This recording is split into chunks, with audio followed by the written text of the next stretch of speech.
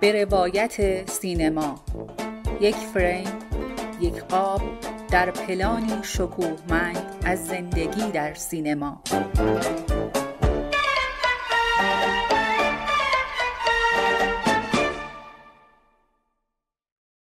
سلام دوستان نازنین، حالتون چطوره؟ امیدوارم که حالتون خوب باشه. داشتم با خودم فکر میکردم این لیستی که من و بهار داریم با همدیگه مورد نقد و بررسی قرار میدیم آیا براتون مفید واقع شده؟ هفته قبل در مورد فیلم جاجمنت ات نورنبرگ با هم دیگه صحبت کردیم. همونطور که گفتم یکی از فیلم‌های محبوب منه. یک سری دوستان در مورد اپیزود قبلی خیلی کامنت های مثبتی گذاشته بودید و دوست داشتید از این نوع سفری که ما با فیلم تلفیق کردیم و براتون ارائه دادیم.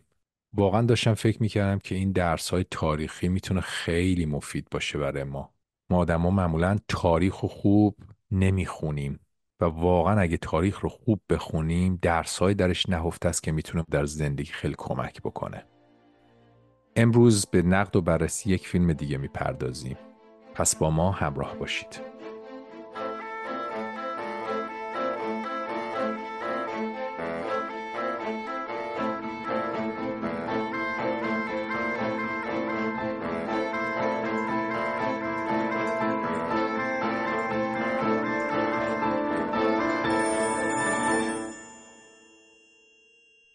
فیلم شماره 7 لا آنتنا یا The Aerial، فیلم آرژانتینی سیاه و سفید محصول سال 2007. این فیلم به نوعی فیلم صامت محسوب میشه، البته توش دیالوگ هم هستش ولی اکثریت فیلم صامت هستش. یک درام فانتزی سورئال بهار جان، درام فانتزی سورئال به نویسندگی و کارگردانی استفان سفیر. یک فیلم به نظرم بهار جان بی‌نظیر از لحاظ بصری که الهام گرفته از سینمای صامت هستش. به خصوص خیلی ما رو یاد سینمای اکسپرشنیستی آلمان میندازه. فیلم متروپولیس فریتز لانگ مثلا یکی از اون فیلم های هستش که خیلی بولده و جایش هم ما رو یاد فیلم سفری به ماه جورج میلیه. فیلم در زبان سینمایی با نمادگرایی و سمبولیزم خیلی شما رو به فکر وامی داره. ببین فیلم در مجموع در مورد یک شهر بی صداست، شهری که توسط آقای تیوی اداره میشه و او به نوعی صدای شهروندان رو ازشون گرفته و تمام صداها و تصاویر در اختیار اوست. او شهرونداش رو مجبور کرده که فقط تلویزیون او رو ببینن و فقط غذای برند تلویزیونی او رو بخورن. در این شهر تنها کسی که صدا داره یک زن خواننده است که اونم مجبور شده به اجبار در تلویزیون آقای تیوی بخونه. داستان فیلم از اینجا شروع میشه که کاراکتر اصلی فیلم که یک مرد ساده تعمیراتچیه شاهد دزدیدن این زن خواننده توسط آقای تیوی و تیمش میشه و تصمیم میگیره که به کمک دخترش، پدرش، زن سابقش و پسر کوچیک این زن خواننده که کوره ولی صدا داره و میتونه حرف بزنه و کسی هم از این موضوع اطلاعی نداره، تصمیم میگیره که به کمک اینا برن و صداشون رو پس بگیرن و زن خواننده رو آزاد بکنن. تنها روش پس گرفتن صداشون هم بهار جون اینجوریه که باید صدای پسر بچه رو از یک ایستگاه ترانزیت آنتن متروکه پخشش بکنن. کلیت فیلم در مورد این هستش. اول دوست دارم نظر تو رو بدونم در مورد فیلم چی فکر میکنی؟ همونجوری که گفتی امین جون، خب خیلی یادآور سینمای صامته و حتی اون یادداشتایی که بین تصاویر میاد این به نظر من جذابش کرده و البته که 50 دقیقه اول فیلم به نظرم سخته یه ذره دیدنش و از یک جایی به بعد، از جایی که دیگه داستانش رو شروع میکنه بیشتر همراه میشی باهاش. ولی خب فیلم از چه جهت میگی سخته؟ ببین شاید به خاطر اینکه به هر حال ما سالیان ساله که گفتگو محور بوده سینمامون دیگه، یعنی گفتگو داشته، دیالوگ داشته، شاید یکی از چیزایی که سختش میکنه همین صامت بودن باشه. میدونی چرا اینو میپرسم؟ میدونی چرا اینو میپرسم؟ به این دلیل که اتفاقا یکی از مسائلی که من تو این فیلم به نظرم قابل بحث هستش خود فرم فیلمه. شاید یکی از موارد محدودی باشه بهار جان در این 25 فیلمی که داریم با هم دیگه مورد نقد و بررسی قرار میدیم، این فیلم فرمش به نظر من خیلی مهمه. فرم و محتوا میدونی دیگه، فرم به نوعی باید در اختیار محتوا باشه. شما یک محتوایی رو داری، اون فرمه میتونه تاثیرگذار باشه در بیان محتوای شما. من احساس میکنم که یه کاری که کارگردان با ذکاوت خاص انجام داده این هستش که فیلم رو صامت انتخاب کرده. ببین تمام داستان راجع به یک شهر بی صداست، شهری که افراد صداهاشون ازشون دزدیده شده، یک مونوپولی یک آدم قدرتمندی که صدا و تصویر رو دزدیده. حالا صدا بیشتر، یعنی افراد نمیتونن حرف بزنن و فقط با کلمات میتونن با هم دیگه ارتباط برقرار بکنن و این فیلم از قصد بی صدا انتخاب شده که در قالب فرم میتونه کمک بکنه به داستان. شاید سختیش بخشش به خاطر همین باشه که تو داشتی میگفتی. درسته، دقیقا. به اضافه این که خب فیلم به نظرم خیلی نمادینه. مثلا راننده اون تیوی من که ترکیبی از آدم و موشه و من یه برداشتی که از فیلم میکردم منو یه ذره یاد داستانای والت دیسنی هم مینداخت. مثلا جادوگری که صدا رو گرفته، پری دریایی که جادوگر صداشو گرفته و اون میخواد بیاد صداشو میده که بیاد آدم بشه. یه ذره احساس میکنم یه برداشتایی هم انگار از این داستانای قدیمی هم توش بود، ولی در کلیت این کانسپتی که یک شهر بی صدا، مردمی که عادت کردن به بی صدا بودن، بدترین بخشش اینه که مردم براشون عادیه که صدا ندارن، همه فقط با هم لبخونی میکنن. دقیقاً. این نکته که تو گفتی هم خیلی جالبه که اول فیلم هم میگه صدا گرفته شده ولی مردم دیگه عادت کردن، مثلا خودشون هم ریلایز نمیکنن، درک نمیکنن که صدا مهمه و وجود داره. درسته. و حتی یه سکانسی داره فیلم قبل از اینکه، حالا پایان فیلمو نمیخوام بگم، اون اتفاقی که میدونی قبل از اینکه بیفته یک لحظه انگار همه به خواب میرن و جمعیتی، یک شهری که انگار تسخیر شده و اصلا خودش در خواب غفلته و نمیدونه چه اتفاقی داره براش میفته و تلاشی که این آدم ها میکنن برای اینکه این صدا رو برگردونن به مردمی که یادشون رفته یه روزگاری میتونستن حرف بزنن، صدای همدیگر رو بشنون. این از خصلت‌های سیستم‌های توتالیتریان دیگه، یعنی میخوان صدای شما رو قطع بکنن و بعد میخوان کلمات رو از شما بگیرن و همینجور ادامه و ادامه و ادامه تا جایی که بتونن complete control، یک کنترل کلی و دائمی روی شما داشته باشن، شما نتونید فکر بکنید و به نوعی بردهشون باشید.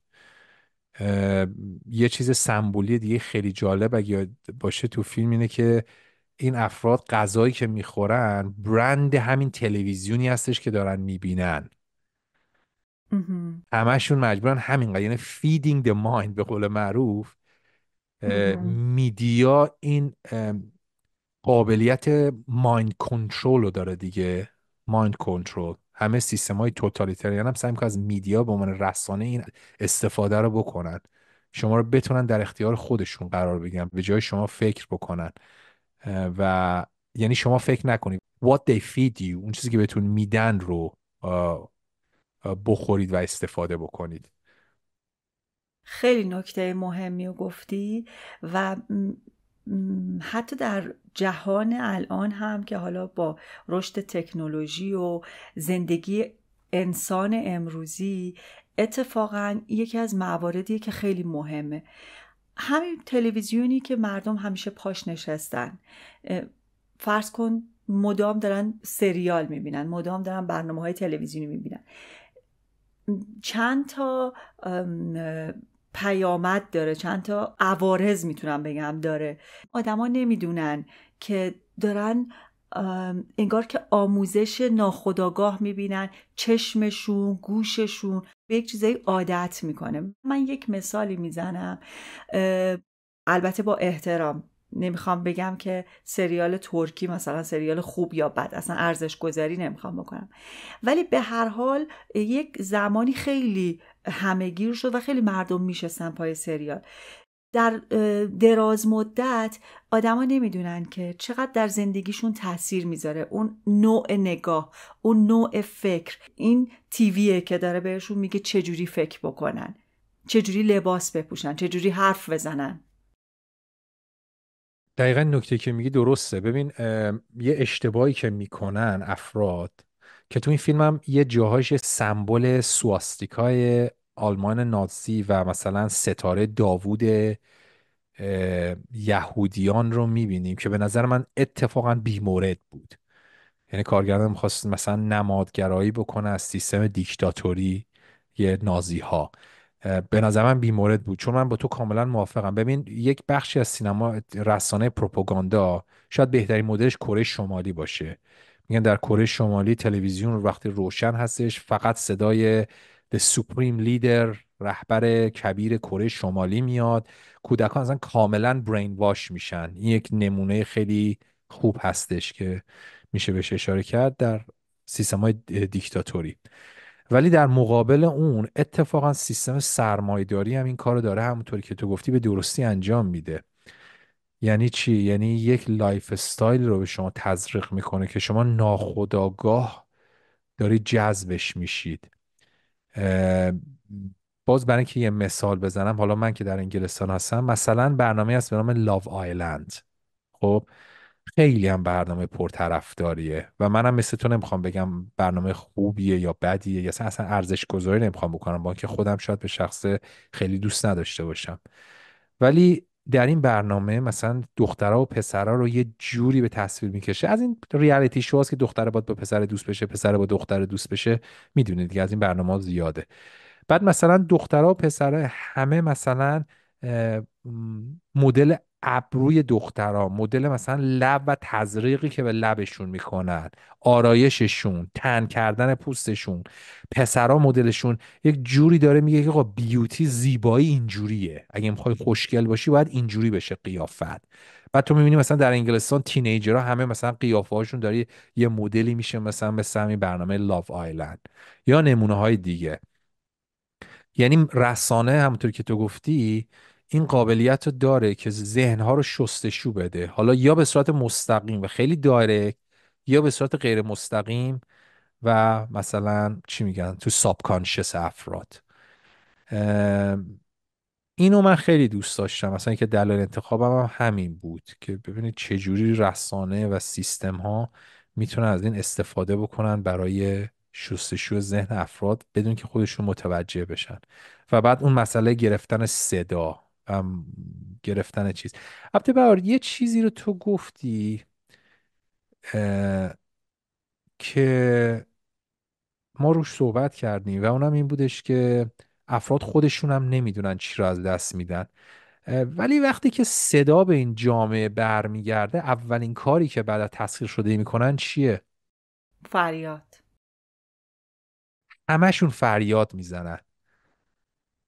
یعنی احساس میکنم که یک چیز خفته، یک انگر، خشم خفته‌ای در همه این افراد بوده. شاید هم جامعه میدونه خودش رو به اون راه میزنه. وقتی تو مستاصل میشی در درگیری با قدرت، مستاصل میشی در تغییر قدرت، خودت هم به مرور زمان غم کنی، ولی اون داده هست. موافقی با این تحلیل من؟ ببین آره درست میگی. به نظر من خب اصلا خصلت آدمی اینه که خودشو اداپت میکنه با هر سختی که براش به وجود میاد، ولی الزاما معنیش نیستش که اون خواسته از بین رفته. اون نطفه از بین رفته تو وجودش و به محض اینکه مجال خودنمایی پیدا میکنه خودشو نشون میده، خودشو بروز میده و همینجوری که تو میگی. ولی من الان میخواستم یه سوالی به ذهنم رسید بپرسم. با توجه به اینکه تو خودت کارت رسانه هست و یه جزء لاینفک و جدا نشدنی از زندگی امروز ماست، به نظر تو راهکار چیه؟ ما چقدر میتونیم در مقابل رسانه خودمون باشیم و چقدر میتونیم استفاده بهینه داشته باشیم به جای اینکه ما برده رسانه باشیم؟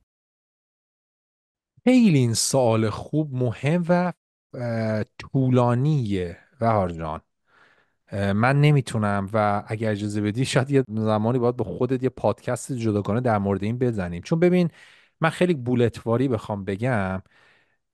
ببین خود قالب رسانه وقتی که به وجود اومد یک قالب یک طرفه بود. یعنی شما یه حرفی رو میزدید مثل منبر، یه سری حرفی رو میزدید، یه سری تصاویر رو نشون میدادید و یک سری آدم در مقابل شما گیرنده این هستن. خب ولی بعدا به مرور زمان و با تکنولوژی و سوشال میدیا و نحوه های ارتباطی داره کم کم ارتباط رسانه و مردم دو طرفه میشه.